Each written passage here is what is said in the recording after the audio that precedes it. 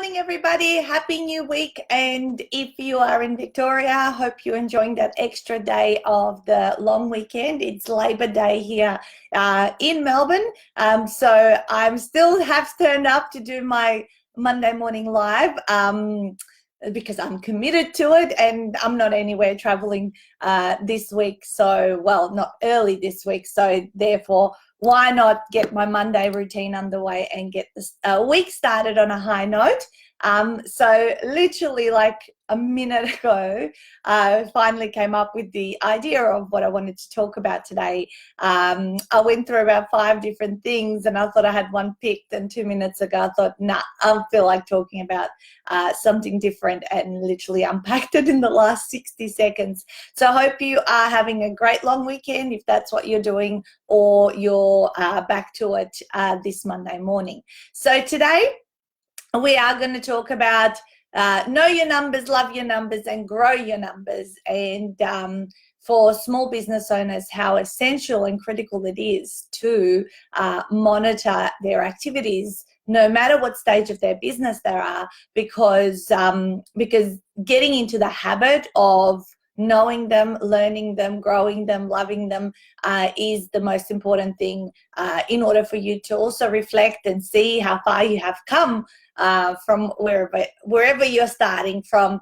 So I'm going to cover off 10 different areas that I go through and look at very regularly in terms of where we're at and how we grow year to year and all that sort of stuff, and why those things are super important, and more importantly also how I do it, so that maybe you can take away some of it and start documenting it at your end.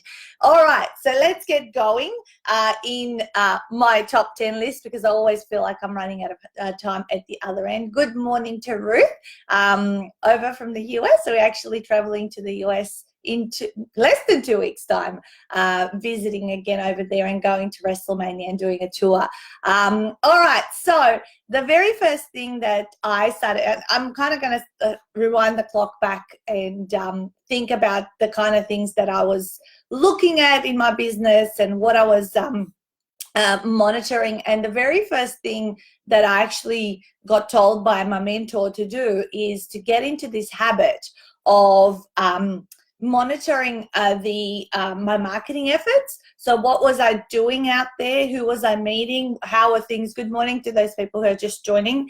And also my cash flow, right? Or what was the income and expenses that were coming in to my business. And I had these blank, you know, those little folders that you get, and they've got the blank, I don't know, insert pages within them. Well, basically I had this spreadsheet, 2 files. One file was for income expenses and the other file was for marketing activities. And what I would do each week, at the top I would have week beginning such and such date and ending such and such date. Below that I would have like a date column, a description, an outcome column, or for the income and expenses I would have the date, the item, what was the money in, and then another column, money out if it was an expense, and then the balance at the bottom of the sheet. At the in the first 12 to 18 months, I didn't have a proper accounting system. Everything was kind of on a spreadsheet. But week after week, on a Sunday or whenever, a Sunday or a Monday, but usually I always like to wrap up the week on a Sunday and start fresh on the Monday. So what I would do is I would sit down and go through what had just happened that week. So I would document, did I go out networking? Did I put out social media posts? Did I have joint venture conversations? So this is talking about the marketing activities. Good morning to all of those that are joining. So basically I would do that. And for marketing activities, you sometimes don't know what the outcome is until much later. It could be months later, but nevertheless, what this did for me is made me really accountable to actually review how many efforts I was putting out there in terms of promoting my business. And if the sheet only had 1 or 2 things in the marketing efforts, and it looked really poor, I would be like, oh, I should have done something more. Maybe I should have written an extra article or a blog. Good morning, Melissa. Maybe I should have gone to an extra networking event or had a extra speaking opportunity or things like that. And so by looking at it, I think the marketing activities in the early days wasn't so much about true measure of what was working and what wasn't working, even though if you looked at it at the end of a year, you could see where you had success. But it was more for me to look at, these are all the 7 to 10 different things that I did to try to find clients, prospects, or whatever, and to put my business forward. And so the other sheet, which was income and expenses, was something obviously I could really measure, right? But the thing is, a lot of people don't want to do this from the early days, is because there's hardly, if any, income at all coming into the business. And literally for such a long time, that income section of my spreadsheet was empty. Like there was nothing there. And then there was so heavily weighed in the bottom where it was the expenses section of what money I was spending to build the business. So my balance was always minus for a long period of time, and that can become very disheartening for people.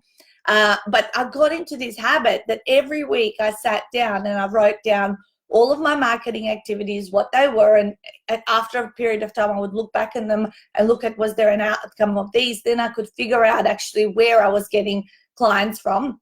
And by the way, in the early days, 12 to 18 months, I mean, I think I had a total of like 7 clients, that it wasn't like, a massive amount, but I could see, did they come from networking? Did they come from social media? Did they come from a speaking gig or things like that? So that's what I did in the early days, is literally monitor all of my marketing efforts and got used to doing income expenses. And because I did that from day, probably month 1 or 2, when because I hired my mentor very early on to the journey, I could have all of this and I could flick back. And what I liked sometimes doing is sitting there with my folder, which is, then I would print it off, of course, after I do the breakdown and type it all in. I would print it off and put it in my little folder, and then I would flick through the pages and have a look at the things I was doing, and it made me feel good. Like, it's like, okay, now everything's black and white. So really highly encourage you, if anything, start from something as basic as that. Nowadays, our marketing and financial reports can be generated from the systems, but still, to that point, we need to be regularly reconciling things and putting things in accurately and making sure that we are seeing our accountant and getting feedback on what's going on, and understanding how to read reports and all of that kind of stuff. And the marketing efforts can be measured because of the money that we're spending, like, on Facebook advertising, what our click-through rate. So it's become a more sophisticated level of understanding numbers, with now playing with real money and risking and all that kind of stuff. And you don't want to not know what it is, because when you are like, the marketing efforts in the early days were not paid things. Maybe paying to attend a networking event was 25. Oh yeah, by the way, that was actually an extra column that I had in the marketing folder, was how much did this marketing effort cost me? A lot of the time was free. Or if it was a networking event, $25 or $50, and then what was the outcome was the 4th column, I think, in that particular spreadsheet. So everyone can start at any one place to understand what's really going on. The worst strategy to all of this is to go and walk around blind, like, thinking ignorance is bliss, therefore I don't really want to know the real truth about what's going on and what my outcome or the results are in my business. And that's obviously a surefire recipe for imploding and having a business that might need to go into liquidation very, very quickly. So monitor your marketing. Understand what your cash flow is, because if you don't have cash flow, you can't reinvest in your business, or if you don't have it, maybe you need to do things that require more time and effort over things that cost money. Like, for example, maybe right now you're not ready to outsource or get some stuff done for you because you're not quite at the cash flow level where you can do it. Now, in saying that, there are many things that you can do on your own in your business, because they'll take you a lot more time to do yourself. But there are some things that you must invest in. Like mentorships, mentors and people who will help you get to solve a particular problem in your business, and trying to work it out yourself might not be the smartest thing to do. So you just got to kind of make your decisions in the way of, where must I invest that I seriously cannot afford to, or neither do I want to spend the time learning how to do this particular thing. Versus there's a thing that you can do in your business. Let's say some of your admin or your bookkeeping or whatever it is that you perhaps can do and master yourself for a period of time until you can outsource it. That's where you might invest, your own efforts and put in the extra hours yourself. Okay, so other things, conversion rates. Okay, so conversion rates are important at any time of the business. Like, for example, you can start from today. How many conversations, sales conversations, did you have this past month? Okay, and from those sales conversations, how many of those people became a client? Okay, so if you had two sales conversations and you signed up one client, now you're at 50% conversion, right? I'm just talking low numbers because, of course, if you're earlier in your business, you might not have as many sales conversations. And the aim is, though, that to skyrocket those and grow those exponentially. And, of course, your conversion rate is likely to be lower because 1 in 2 is, of course, 50%. But when you're having 20, is it going to be the same result? We're hoping that it's going to be the same. But conversion rates can be measured at any stage. It's nothing to do purely from paid advertising. It's how many people are you in front of, and that eventuate into a conversation, and how many progress and all that sort of stuff. When people do events or speaking gigs, say you have a speaking opportunity. And I know Moana's just joined the call, and the other day she told us in our secret group that she's got this speaking opportunity as a result of someone seeing her achieve her Amazon bestseller status that we helped her, get last Tuesday. And so what Moana should be doing at this event when she goes to speak is figure out how many people were in the room, or she might even end up asking the organizer, how many people came to the event? Or when you're speaking on the stage, you can figure out, is it 30, is it 50, is it 100, on, a ballpark figure. So in that case, what she should then do, of course, at the end of that speech, if she's allowed, which most of the time, if you're doing a free speaking, you'd be allowed to have a call to action. So at the end of that, speaking gig opportunity, how many people actually responded to her call to action and progressed to whatever that call to action was? Was it 3 out of 30? So is that 10% or whatever it is? The other thing to consider sometimes in conversion rates, and when we're speaking about speaking gigs, is, are the people in the room your ideal clients, or potentially in amongst those people, just because they've come to this event, there might be some of your ideal clients. So the conversion rate may not be as accurate as, say, doing a self-hosted event that is attracting your ideal clients. For example, the half-day workshops we do, we attract all of our ideal clients pretty much, in the room, and we're speaking to people who are there who want to write a book, versus, say, when you turn up to a speaking gig and you're speaking in front of 30 people, but maybe like 70-80% of them are really not even in the ballpark of near being your ideal client. So that's another thing to consider, of the accuracy of those numbers. All right, so conversion rates, really important. You can organically measure them as you're speaking with people and figuring out what's happening over a period of time. Or if you're marketing, you can see, what are my click-through rates? How much money am I spending to get one person in my event if you're advertising the event, and all that kind of stuff. All right, event numbers. If you do start hosting events, over a period of time, what I have noticed, and I didn't think this would happen, but it has definitely happened. Our average number of attendees per event over the years has increased, and I would say on average by 5 people more. So let's say in the very first years, I was attracting 5 to 10 people per event. In the following year, I was attracting about 7 to 12 people, or a little bit higher than that. The following year was a bit more than that. And nowadays, like just the other day, probably about 5 days ago, or 2 weeks before our 3 events coming up in Queensland next week, we actually had to make them sold out. Good morning, Zelda. So we had to make them sold out because we hit the quota that we want to see in those rooms. So therefore, that was it, and then we move on to the next events and all that kind of stuff. So monitoring and not expecting that immediately as soon as you start doing events that you're going to be attracting numbers of 20 or 30 people. So those kind of things also are things that grow over a period of time, and you never get given the amount of people that you're not ready for, right? So when you're newer, you have less people, and maybe because you're also not able to advertise, use paid advertising. So therefore, why my numbers were lower in the earlier events are because I was hustling really hard to do organic strategies to get people in the room, organic social media posts, organic, getting out there, networking, talking to people, seeing others who might recommend my event, just doing all sorts of different things that did not cost any money to actually put bums on seats in my room. So therefore, that's why, slowly incremented from those.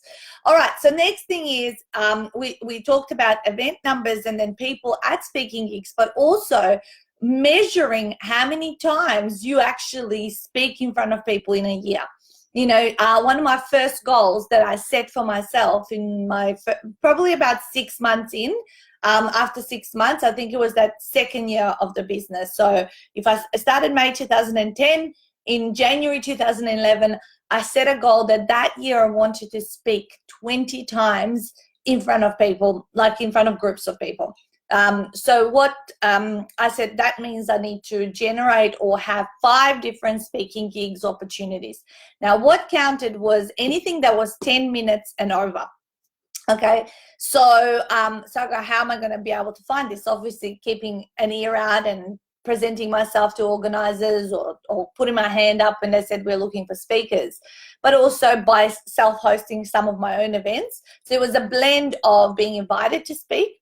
It was a blend of me doing events and also seeking out and going out networking and meeting more organizers and people and putting my hand up for when they wanted a speaker at that event. And so by being really focused and setting this goal for myself, I actually ended up getting to 30 speaking gigs that year. It was amazing. And what I did, it wasn't so much that my business skyrocketed just from these, which actually at about 7 months into that goal, it started to grow towards that 6-figure clientele base as a coach, because I was in front of lots of people and say every 2 or 3 people out of an event progressed to my call to action. So what happened was I grew so much in confidence as a speaker, as not being nervous in front of people with my content. I could say and talk more or expand more and be clearer in terms of what I was saying. So I really got used to externalizing what my passion was about. And what a lot of people don't give themselves the opportunity to do is to externalize and to speak about what they love and how they help people. And if you don't do that, you're going to be lacking the communication skills to be able to, effectively deliver what you want to deliver and take people to the next step of working with you. All right, so that's speaking gigs, and that's how I did it. And every year, like I set goals. One year I actually set a goal for, as I was growing and being known more, therefore I got more opportunities. I set a goal of 100 gigs, and that was the year. The theme of the year was 100 speaking gigs. And at the end of the year, if you Google Natasha Denman 100 speaking gigs or something, you'll come up with this video that actually shows that whole year, all the yay photos we did. And half of those events I was a guest speaker at, and half of them were my own self-hosted events. But I think I got 102 that year. I don't recommend doing it like that, but since that year, I actually slowly have taken away some of those speaking opportunities and have said a no to a lot of things, because I know and I measured and I tested where my results were coming from. So therefore, I took that back my time because I knew some things were fun to do, but they weren't bringing results and they weren't the best way for me to spend the time. So therefore I decluttered that, and I brought more of the stuff that I know works and is still enjoyable and a lot of fun. So now my amount of events per year is about 45 to 55 that I do. Still a high number, but definitely not the 102, which meant I was almost every other day doing a speaking gig. But again, developed a lot of skills because of it, met a lot of people, continuing to network with those people over the years, which result in opportunities and relationships after that. All right, so next one is, of course, monitoring the amount of clients that you do have coming into your business. You could set a goal, rather than a money goal, you can say, I would love to help 20 people a quarter, or however many that it means for you. So having those, we have like a spreadsheet that says sales tracking 2020, and we put like what clients and what did they sign up into. Was it a retreat author? Was it an online portal? Was it a publishing package? Was it an Amazon bestseller? Was it an audio book? So obviously there's the different categories of different things, and we just populate that throughout the year, and it builds up, and it actually gives us a one-page look in terms of what's going on for that year and how we're progressing. So the other thing, however, to add on to that is you will in your business have a drop-off rate. So what is your drop-off rate? And that is when someone signs up with you, they start working with you, but then they cancel out for one reason or another. And every business will have cancellations from time to time. It shouldn't be a super high percentage, but it's really good for you to know, because then you don't get upset or disheartened if people cancel out, at random times, because then you kind of go, well, it's just part of business. Just like a business will have a certain small percentage of bad debt where people are not making or fulfilling their payments. Like, you want to be able to manage that as best as possible, but in some cases you are going to end up with some tiny percentage. Hopefully it's a tiny percentage, which is the other number that I had on thing that you need to be monitoring and looking at and planning for. So plan for a teeny percentage of bad debt. Plan that people are going to cancel, because when it happens, you don't have to be distraught or sad, or like, go, oh, I'm no good, or they don't want me, or what's happened, it's all about me, It's not true. So just make sure that you are aware that these things happen, so that you don't feel like it's the end of the world when it does. All right, what else do we have here? I'll look at the bigger picture year after year. Sometimes we can get stuck in a period of a few weeks or even a couple of months where maybe we're going through a slower period, like just things can slow down for one reason or another, and it can feel like everything is like, oh, just stopped. Oh my God, my business is imploding. But it's not true.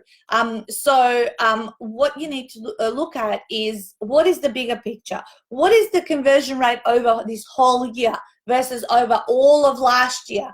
Because sometimes I can feel, even 10 years in business, can go, oh my God, maybe I've lost my touch. Maybe, nothing, so many no's in a row and things like that.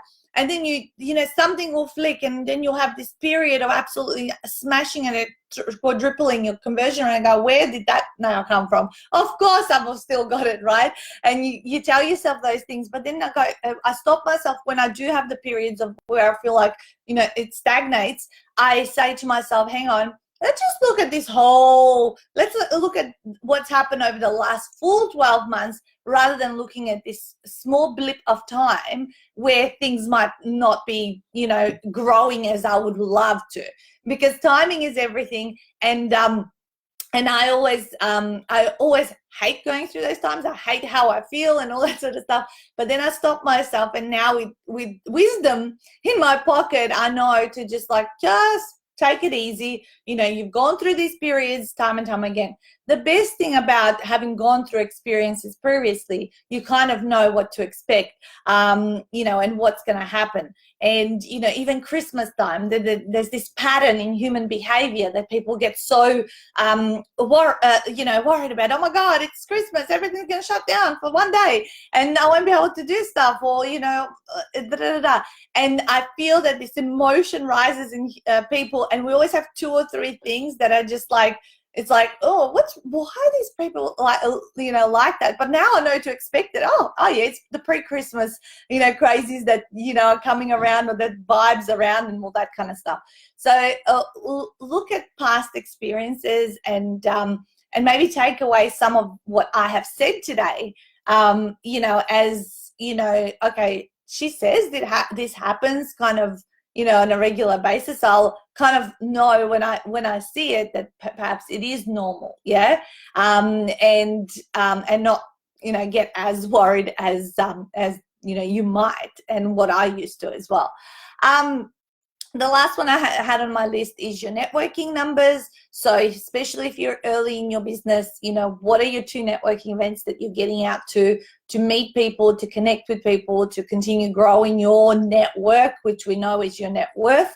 And that's one thing that I monitored. I just kind of brain dumped this list 60 seconds before we got on the call. So that I should have said even from the beginning, but the very first things here, I was always monitoring what networking events am I going to, how many have I attended to year to date, and all that kind of stuff. What am I a member of? What am I getting out of my membership with this particular group? Is it good for me? Of course, not giving up on networking events or groups straight away, because it's not about turning up to 1 or 2 events.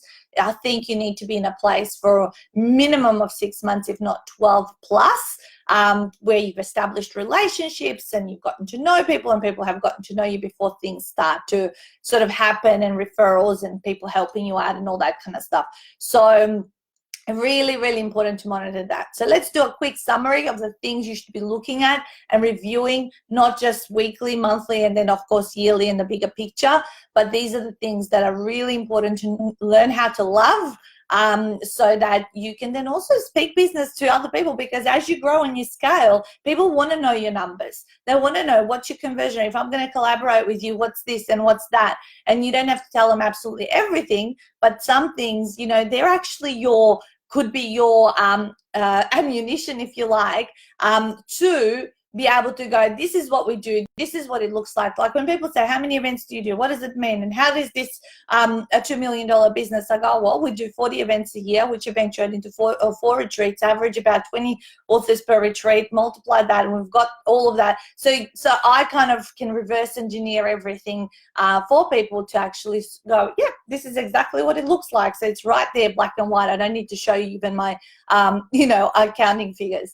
All right, so so number 1 was monitor your marketing efforts and your cash flow, even if it's basic spreadsheets. Those were number 1 and 2. Conversion rates, even organic ones, later on paid ones, and through all the numbers and reports that you generate.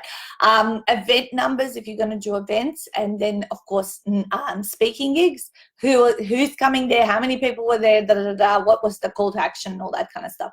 Clients, so what's your clientele numbers and what programs have they signed up into and all that kind of stuff. You can see a 1-pager on what your results are, even without you looking at your accounting system. Drop-off rate, so what is your drop-off rate if people sign up? Are they cancelling? Is 1 in 10 people, when they commit to working with you, pulling out? So what's your drop-off rate? Default payments, what's your bad debt? Are you monitoring that? And if it's high, what systems you need to put in place, and what must you stop doing to have this stop and be minimized to a teeny one figure percentage amount, hopefully less than 1%. Bigger picture, year after year, looking at yearly overviews rather than day to day or month to month of what, or week to week of what's going on. And of course your networking numbers. So where are you going? What's going on each time you go there, and just documenting and journaling the things that are happening, so you know where you're getting your results and making your decisions where not to spend your time and where to spend your time. So I hope that all of this have given you a little bit of a food for thought for this week, and where you're at, and that you're going to pull out some spreadsheets and you're going to start doing this, and once a week just reviewing some of these things to see where you're at. It might really be slow and really quick to do in the early days because maybe not too much activity or you know, sign-ups and conversion rates and all that sort of stuff is happening, but just get into the habit, because once you get into the habit, you just kind of do it like brushing your teeth. It's on autopilot week after week. All right, guys, I have had a wonderful time with you this morning. Let me know what was your some of your takeaways from this. I'll just put the 10 just as a comment in the comment box.